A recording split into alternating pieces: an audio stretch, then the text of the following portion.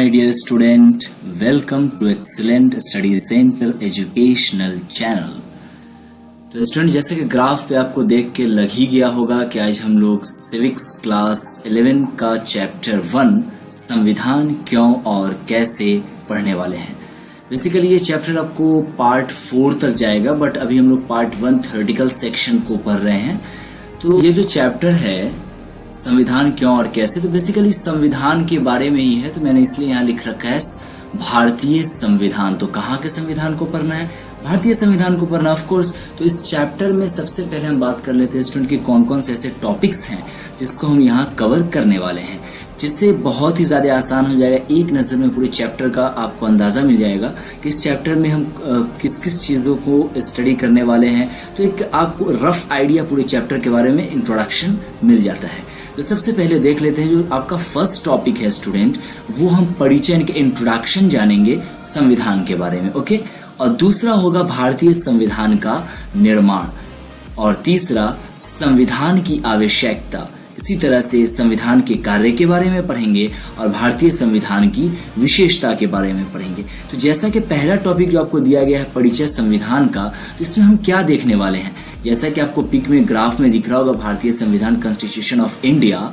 तो यहाँ हम संविधान के परिचय में बेसिकली सबसे पहले ये देखेंगे कि आखिर संविधान का मीनिंग क्या होता है। तो आप बताएं स्टूडेंट कि संविधान से आप क्या समझते हो, बेसिकली ये है क्या, इसका बेसिक इंट्रोडक्शन आप क्या जानते हो। तो एक फंडामेंटल कंसेप्ट के रूप में सबसे पहले मैं आपको बताना चाहूंगा कि यह लैटिन भाषा के कंस्टिट्यूट से बना है, जिसका अर्थ होता है शासन करना। ओके स्टूडेंट, तो इस एस्पेक्टेशन में आप इसको कैसे डिफाइन कर सकते हो, आप क्या कह सकते हो संविधान के एस्पेक्ट में। इसको अगर शब्दों में अगर आप बोलना चाहोगे तो क्या बोलोगे? आई थिंक आप ऐसा कह सकते हो कि संविधान शासन के नियमों का समूह है। बिल्कुल सही है आप। या फिर एक शासन व्यवस्था है, एक रूल रेगुलेशन है जिसके थ्रू कोई देश को संचालित किया जाता है। यह भी बिल्कुल सही है आप। संविधान किसी देश के शासन की रीढ़ की हड्डी यानी बैकबोन माना जाता है। यह भी बिल्कुल सही है। तो ये सारी चीजें तो हैं, बट इसको हम एग्जैक्टली कैसे पढ़ेंगे वो भी मैंने यहाँ पे दे रखा है स्टूडेंट। जैसा कि आप यहाँ देख सकते हो, यह लैटिन शब्द के कंस्टिट्यूट से बना है, जिसका अर्थ होता है शासन करना। तो संविधान के एस्पेक्टेशन में आप ये सारे शब्द को एग्जाम में लिख सकते हैं। संविधान शासन के नियमों का समूह है। ओके, किसी शासन के आधारभूत सिद्धांतों का संग्रह है। शासन व्यवस्था को सुचारू रूप से चलाने के लिए संविधान की रचना की जाती है। संविधान किसी देश के शासन की रीढ़ है यानी कि बैकबोन माना जाता है। इस एस्पेक्ट में जो आपने संविधान के कुछ फीचर्स जो यहाँ पे आपने देखे, छोटे छोटे पॉइंट्स फंडामेंटल कंसेप्ट के रूप में, तो इसके संदर्भ में अगर आप इसे परिभाषित करना चाहोगे तो कैसे परिभाषित कर सकते हो। हालांकि संविधान को एग्जैक्ट परिभाषित करना ये बहुत ही टफ है, क्योंकि अलग अलग सिचुएशन में अलग अलग कंट्रीज के एस्पेक्ट में संविधान अलग अलग मायने रखते हैं। बट हमने कुछ हद तक कोशिश किया है, आप इस चीज को याद कर सकते हो। ये आपको बिल्कुल सटीक आपका आंसर जाएगा। तो कुछ आप ऐसा बोल सकते हो परिभाषा के एस्पेक्ट में संविधान के, कि संविधान ऐसे लिखित एवं अलिखित दस्तावेज, यहाँ पे अ हो गया स्टूडेंट, अलिखित दस्तावेज हैं जिनके द्वारा किसी देश में शासन व्यवस्था चलाई जाती है। अब यहाँ देखें, मैंने यहाँ पे दो वर्ड दिया, लिखित और अलिखित। तो लिखित और अलिखित, संविधान तो लिखित तो होता है, आपको पता है। देखो अलिखित भी होता है। कुछ ऐसे देश हैं जैसे ऑस्ट्रिया वगैरह, जहां संविधान एग्जैक्टली वहां लिखे हुए नहीं है, एक मनोनीत के एस्पेक्टेशन में है। तो संविधान, आप ऐसा कह सकते हो ना कि संविधान ऐसा लिखित एवं अलिखित दस्तावेज है जिनके द्वारा किसी देश में शासन व्यवस्था चलाई जाती है। इसमें नियम कायदे, अब आपके माइंड में आएगा कि संविधान में आखिर होता क्या है, ये लिखित या अलिखित दस्तावेज में होता क्या है, वो यहां से मैं बताने का कोशिश कर रहा हूं। तो इसमें नियम कायदे,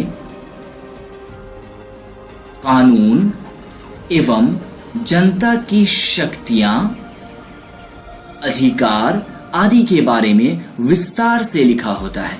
फिर से मैं एक बार समअप कर दूं, संविधान ऐसा लिखित एवं अलिखित दस्तावेज है जिनके द्वारा किसी देश में शासन व्यवस्था चलाई जाती है। ओके, इसमें नियम, कायदे, कानून, सरकार एवं जनता की शक्तियां, अधिकार आदि के बारे में विस्तार से लिखा हुआ होता है। ओके स्टूडेंट, अब इसे आप कुछ ऐसे भी डिफाइन कर सकते हो, अथवा यानी कि एल्स में मैंने दे रखा है। किसी देश का संविधान लिखित नियमों का एक समूह है जो इस देश में रहने वाले सभी लोगों द्वारा स्वीकार किया जाता है। यह किसी राष्ट्र का सर्वोच्च कानून होता है, यानी संविधान से ऊपर कुछ भी नहीं होता है, जैसे कि अपने भारतवर्ष में भी ऐसा ही है। ओके स्टूडेंट, आपके स्क्रीन पर ये जो ग्राफ दिया गया है, ये ग्राफ क्या दर्शा रहा है, ये क्या शो कर रहा है? क्या आपको लग नहीं रहा कि ये भारतीय संविधान के निर्माण के बारे में बता रहा है? Of course.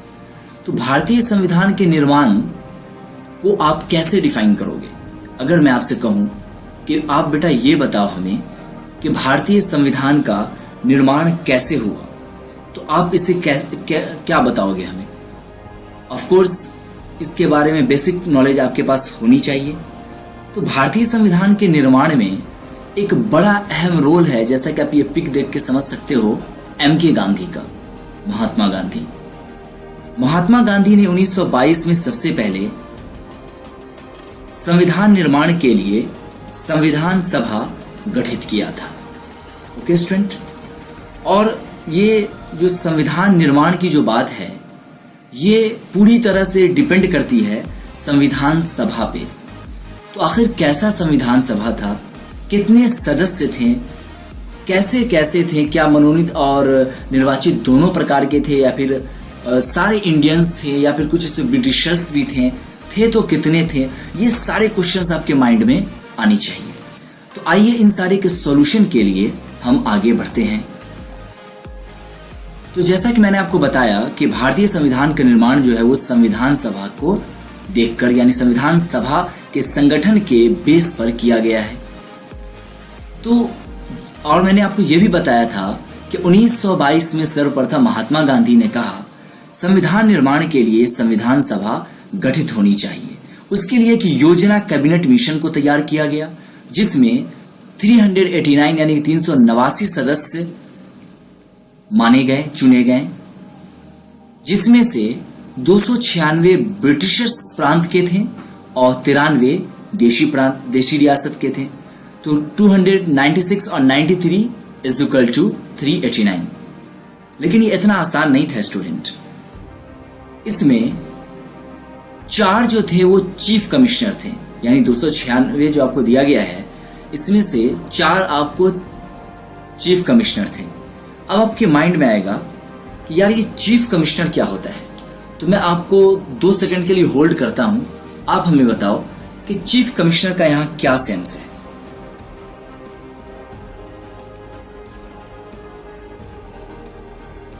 ओके स्टूडेंट, आपने सोच लिया होगा। देखो, मैं थोड़ा बताने की कोशिश करता हूं, आप इसको सम अप कर लेना।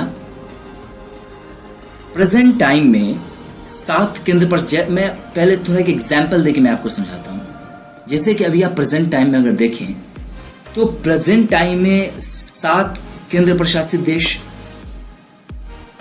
ठीक इसी प्रकार से उस समय देश यानी कि देश आजादी से पहले भारत में 4 चीफ कमिश्नर वाले प्रांत, और ये चारों से एक एक बंदे को यानी एक एक सदस्य को चुना गया।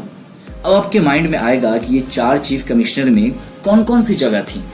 तो पहला तो एक आपको दिल्ली आ जाएगा, दूसरा अजमेर और मेवाड़, ये एक साथ, और तीसरे नंबर पे कुर्ग जो कि कर्नाटका में अब है, और चौथे नंबर में बलूचिस्तान जो कि अब पाकिस्तान में स्थित है। बेसिकली यहाँ पे मैंने आपको इसके बारे में संविधान सभा के निर्माण के बारे में मैं बता रहा था कि कैसे कैसे हुआ। तो आप इसमें इतना जरूर याद रखना कि 389 सदस्य थे, जिसमें से 296 ब्रिटिश प्रांत के थे और 93 देशी रियासत के थे। अब देखो, ये जो 296 ब्रिटिश प्रांत के थे ये निर्वाचित थे, लेकिन जो देशी रियासत के जो 93 हैं यानी कि 93 ये मनोनीत थे। इस बात को भी आप अच्छे से कंसल्ट करके रखेंगे स्टूडेंट। ये आपको आगे के क्लासों में भी बहुत ज्यादा काम आता है। इवन अगर आप एसएससी या फिर आप यूपीएससी बीपीएससी का भी एग्जाम अगर देते हो तो वहां पे भी ये चीज आपको देखने को मिलेगा। तो इसको अच्छी तरह से आप माइंड मैकअप कर लो, समअप कर लो। जो मैंने आपको बताया बहुत ही शॉर्ट यहाँ पे आपको एक ग्राफ के थ्रू दिया भी गया है। और स्टूडेंट अगर आपको पसंद आ रहा है तो प्लीज और प्लीज आप इसे दोस्तों में भी शेयर करें और लाइक और चैनल को सब्सक्राइब करना तो बिल्कुल ही ना भूलें। ओके स्टूडेंट, तो अब मैं संविधान सभा में और भी क्या क्या चीजें ये इन सारे चीजों को मैं शब्दों में भी दे देना चाहता हूं ताकि आपका एग्जाम भी बहुत अच्छा से क्लियर हो सके। तो इसके लिए मैं सम इम्पोर्टेंट पॉइंट्स को देख लेता हूं, कुछ इम्पोर्टेंट पॉइंट्स, और इस इम्पोर्टेंट पॉइंट्स के एस्पेक्ट में या फिर इसके अनुसार मैं पूरी चीजों को एक एक करके डील करता चला जाऊंगा। तो सबसे पहले जैसा कि आप यहां देख रहे हो कि दिया गया है, देश के प्रत्येक प्रांत से चुने गए प्रतिनिधियों से संविधान सभा का गठन किया गया। ओके, संविधान सभा के सदस्यों की कुल संख्या कितनी है? 389 निर्धारित की गई। संविधान सभा का प्रथम अधिवेशन 9 दिसंबर 1946 को हुआ। डॉक्टर सच्चिदानंद सिन्हा ने संविधान सभा की पहली बैठक की अध्यक्षता की जो अस्थायी तौर पर चुने गए थे। तो ऑफ कोर्स अगर अस्थायी तौर पे चुने गए हैं तो अस्थायी तौर पे आगे तो कोई ना कोई तो चुना गया ही, तो वैसा ही मैंने आगे दे भी रखा है। 11 दिसंबर 1946 यानी 11 दिसंबर 1946 को डॉक्टर राजेंद्र प्रसाद को संविधान सभा का अस्थायी अध्यक्ष नियुक्त किया गया। 13 दिसंबर 1946 यानी 30 दिसंबर 1946 को जवाहरलाल नेहरू ने संविधान सभा के समक्ष उद्देश्य प्रस्ताव प्रस्तुत किया जो भारतीय संविधान के प्रस्तावना का आधार है। Most important point. नेक्स्ट, उद्देश्य प्रस्ताव को संविधान के रूप में परिष्कृत यानी कि शामिल करने के लिए प्रारूप समिति गठन किया गया। और कौन कौन सी प्रारूप समिति थी, इनमें सबसे ज्यादा इंपोर्टेंट कौन था, यह भी एक क्वेश्चन राइज होता है, तो उसका भी आप यहां आसानी से समझ सकते हो स्टूडेंट। सबसे प्रमुख फारूक समिति में डॉक्टर अंबेडकर, एन गोपालास्वामी और मोहम्मद सादुल्ला इत्यादि शामिल थे।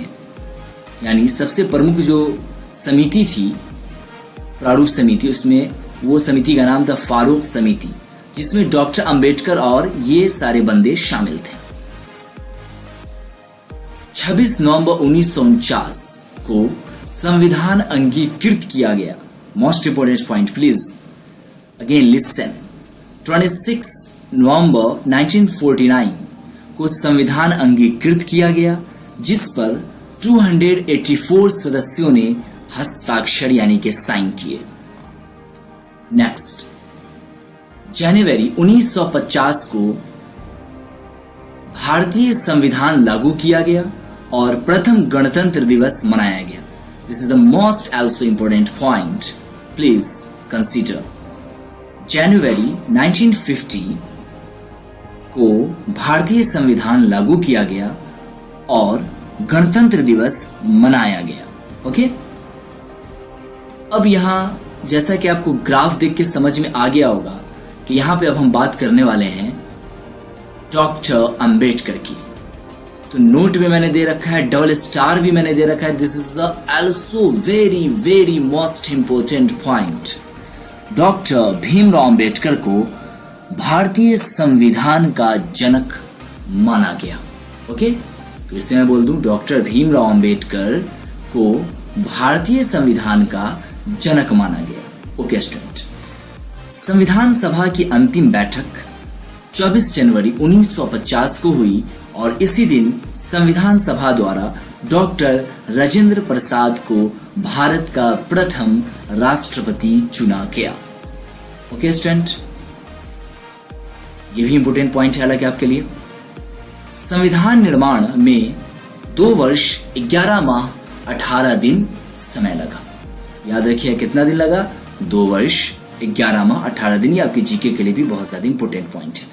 तो स्टूडेंट देखो कि मैंने जो भी पॉइंट्स लिया है वो बहुत ही ज्यादा इंपॉर्टेंट है, और आप पूरी तरह से ये भी समझ गए हैं कि आखिर संविधान को किस किस तरह से इसे निर्माण में के प्रक्रिया के प्रोसेस यानी उसे निर्माण किया गया संविधान को। ओके, नेक्स्ट टॉपिक हमारा है कि आखिर हमें संविधान की आवश्यकता क्यों पड़ती है। स्टूडेंट सोचो कैसे नहीं संविधान की आवश्यकता पड़ी। मैं आपको थोड़ा सा एक व्यू देता हूं। देखो, जैसे आप स्कूल जाते हो तो स्कूल आप जाते हो तो स्कूल के ड्रेस में जाते हो, आपका एक रोल नंबर होता है, हर 1 घंटे का टाइम पीरियड होता है, टीचर्स फिक्स होते हैं।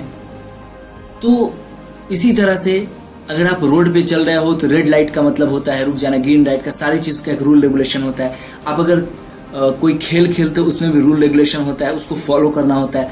तो सोचो कि इतना बड़ा देश, इसको कंट्रोल करने के लिए क्या हमारे पास कोई नियम कायदे नहीं होनी चाहिए? ऑफ कोर्स होनी चाहिए। तो क्यों होनी चाहिए ये भी आपको यहां से कट ऑफ आइडिया मिल गया होगा। तो आइए एग्जैक्ट हम बात कर लेते हैं। देश को सुचारू रूप से संचालित करने के लिए अथवा देश में शासन व्यवस्था चलाने के लिए संविधान की आवश्यकता होती है। ऑफ कोर्स, जनता में मैत्रीपूर्ण व्यवहार पैदा करने के लिए, लोगों की मूल पहचान स्थापित करने के लिए, नागरिकों के अधिकार के संरक्षण और विकास को सुनिश्चित करने के लिए, समाज में तालमेल स्थापित करने के लिए, इसी तरह से छठा पॉइंट है आपका न्यायपूर्ण समाज की स्थापना करने के लिए, एंड 7 राजनीतिक प्रक्रियाओं का मूलभूत ढांचा यानी कि फंडामेंटल स्ट्रक्चर तैयार करने के लिए, कानून व्यवस्था बनाए रखने के लिए, और इसी तरह से सरकार की शक्तियों का दुरुपयोग रोकने के लिए। अब गवर्नमेंट इतना ज्यादा पावरफुल नहीं हो जाए कि वो पूरी तरह से डिक्टेटर हो जाए, वो तानाशाह हो जाए और अपनी जनता पे ही जुल्म करता फिरे, जो चाहे वो अपने मन के मुताबिक करता रहे। तो ये भी, इस चीजों पर भी संविधान पूरी तरह से एक कंट्रोलिंग पावर के रूप में, एक बैलेंस के रूप में साबित होता है। 10वां पॉइंट, राज्य की प्रशासनिक, सामाजिक और आर्थिक विकास एवं रूपरेखा के निर्धारण के लिए। तो स्टूडेंट ये सारी चीजें मैंने जो डिस्कशन उतना नहीं किया है, ये काफी आसान है, कोई ज्यादा मुश्किल नहीं है, तो आप इसे आसानी से समझ सकते हो। अगर ज्यादा प्रॉब्लम है तो आप कमेंट करो या फिर आप कोचिंग पर आकर, एक्सीलेंट स्टडी सेंटर, यहाँ आप हमसे आके तर्क वितर्क अच्छा से कर सकते। एक एक पॉइंट का काफी हायर लेवल पे इसका जो डिस्कशन किया जा सकता है। बट वीडियो यहाँ बन रहा है तो बहुत ज़्यादा लेंदी ना हो जाए, इस चीज़ का भी हमें ख्याल रखना होता है। ओके स्टूडेंट, आई होप आप समझ रहे होगे। लेकिन आपके एग्जाम व्यू से जो मैं बता रहा हूँ ये आपके लिए बहुत बहुत ज़्यादा काफ़ी हो सकता है, तो आप ध्यान से इस चीज़ को समझें। अब देखो, जितना भी चीज़ मैंने पढ़ाया, अब इस एस्पेक्ट में भी आप संविधान को परिभाषित कर सकते हो। इसीलिए मैंने लिखा है कि उपर्युक्त तथ्यों के आधार पर संविधान की मूलभूत परिभाषा दी जा सकती है। जैसे किसी देश की शासन व्यवस्था को सुचारू रूप से चलाने के लिए बनाए गए नियम, कानून और सिद्धांतों के संग्रह को संविधान कहते हैं।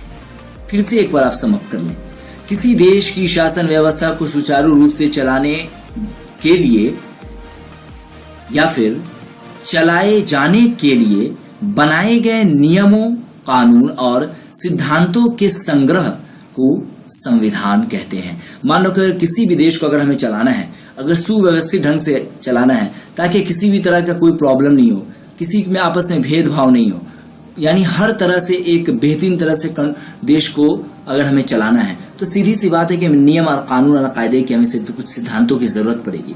तो इन्हीं नियम, कानून और सिद्धांतों के लिए जो पूरी जो पुस्तक जो एक तैयार की गई, वही हमारा एक संविधान का रूप लिया और वही हमारा संविधान कहलाया। अच्छा, तो अब हमें बताओ स्टूडेंट कि आखिर इसका काम क्या है, यानी कार्य, तो उसको भी आप समझ कर लो। यह लोगों के बीच विश्वास व तालमेल स्थापित करता है। ओके, यह सरकार व अधिकारियों के अधिकारों की सीमा निर्धारित करता है, नागरिकों के अधिकार को बताता है और सूचना का अधिकार भी देता है। सूचना का अधिकार क्या है, ये ऑल्सो मोस्ट इंपोर्टेंट टॉपिक जब आएगा तो इसको हम और ज्यादा डील करेंगे इंशाल्लाह। अब देखो सबसे ज्यादा इंपॉर्टेंट स्टूडेंट कि भारतीय संविधान की विशेषता, ये मोस्ट इंपोर्टेंट है। जितना भी इसमें आप वीवीआई का स्क्वायर क्यूब लगा दो वो आपके लिए कम होगा, ये एग्जाम के लिए बहुत ही ज्यादा इंपॉर्टेंट होता है। तो थोड़ा आप हमें बताएं कि भारतीय संविधान की विशेषता, अगर जैसे मैं आपसे पूछूं तो भारतीय संविधान की क्या विशेषताएं हो सकती हैं, थोड़ा सा आप इसको पहले हमें बताएं। मैं आपको 5 सेकेंड होल्ड कर रहा हूं, आप सोचो जरा कि भारतीय संविधान के आखिर क्या क्या विशेषताएं हो सकती हैं।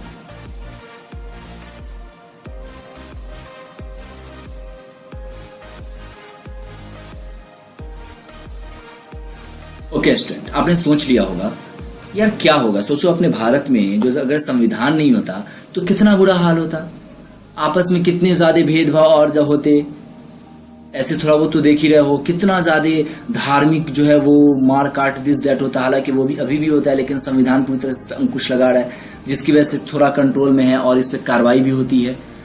तो बेसिकली ये सारी चीजें तो आपको फंडामेंटल्स रूप में आ जाएंगी, लेकिन जो सबसे बड़ी चीजें हैं वो क्या है स्टूडेंट, वो ये है कि ये आपको हर 18 साल के बंदे को वोट देने का अधिकार देता है, जो अपने बेसिस पे या तो गवर्नमेंट को चुन सकता है या फिर गिरा सकता है। ये एक बहुत ही ज्यादा इंपॉर्टेंट पॉइंट हो जाता है, यानी कि सार्वभौमिक वयस्क मताधिकार का होना। और क्या हो सकता है, ये दुनिया का सबसे बड़ा लिखित संविधान है स्टूडेंट। तो ये सारे पॉइंट्स हैं इसमें, तो क्यों ना मैं आपको एग्जैक्टली मैं दिखा दूं। काफी पेशेंस आपने रखा है स्टूडेंट। तो सबसे पहला पॉइंट मैं आपको दे रहा हूं कि ये सार्वभौमिक वयस्क मताधिकार, यानी इसकी विशेषता है कि हर 18 साल के बंदे वोट देने का अपने अंदर एक पावर रखते हैं। दूसरा, सर्वाधिक लंबा व विस्तृत, कितना लंबा, दुनिया का सबसे बड़ा लिखित संविधान। तीसरा पॉइंट, मौलिक अधिकारों का प्रावधान, फंडामेंटल राइट्स को भी ये देता है। फंडामेंटल राइट्स में कौन कौन सी चीजें आ जाएंगी ये आपको अगर नहीं पता है तो आप वेट करो, मैं जो पार्ट 2 लाऊंगा वहां मैं उसका जो एक्स्ट्रा शॉर्ट होगा पार्ट 2, वहां मैं उसका विस्तार से विस्तार करने वाला हूं।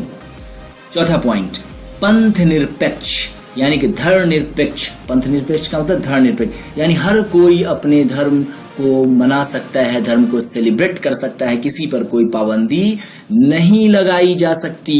ये संविधान की विशेषता है हमारे यहाँ की, जिसे गंगा जमनी तहजीब भी आप कह सकते हो। त्रिस्तरीय शासन व्यवस्था, त्रिस्तरीय शासन व्यवस्था में क्या हो जाएगा आप हमें कमेंट में बताना। मैं थोड़ा आपको हिंट दे देता हूँ, ये जो आपको अदालतें हैं इसी के एस्पेक्ट में त्रिस्तरीय, तो कौन कौन से तीन स्तरीय अदालतें हैं वो आप समझ सकते हो, आप हमें कमेंट बॉक्स में बताना।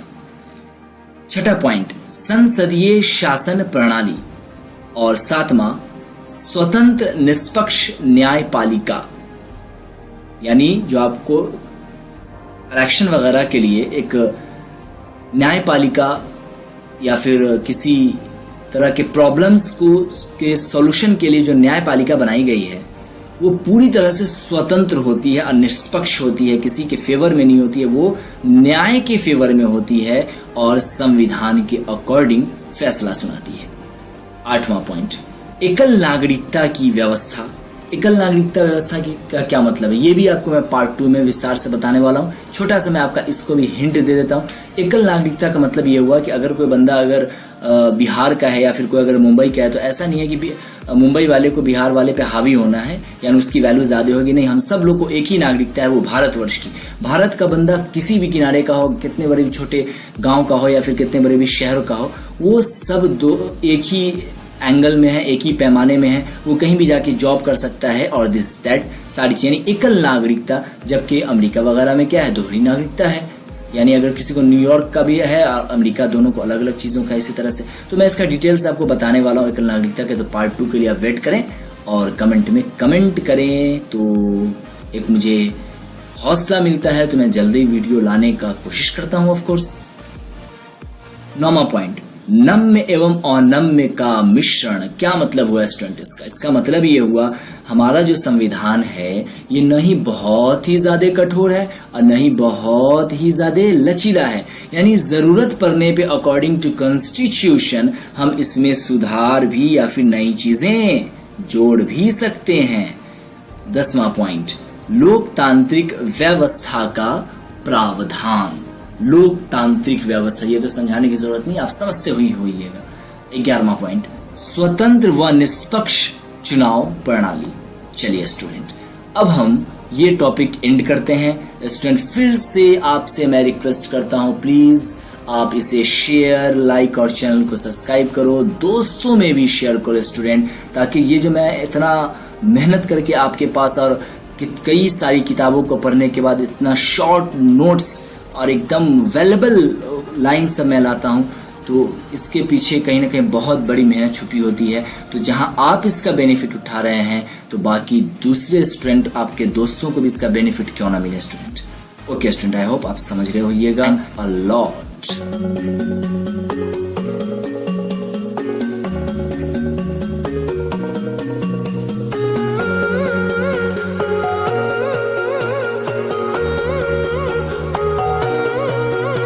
My head is heavy, let me lay it down into your lap, I would love to drown. I need that story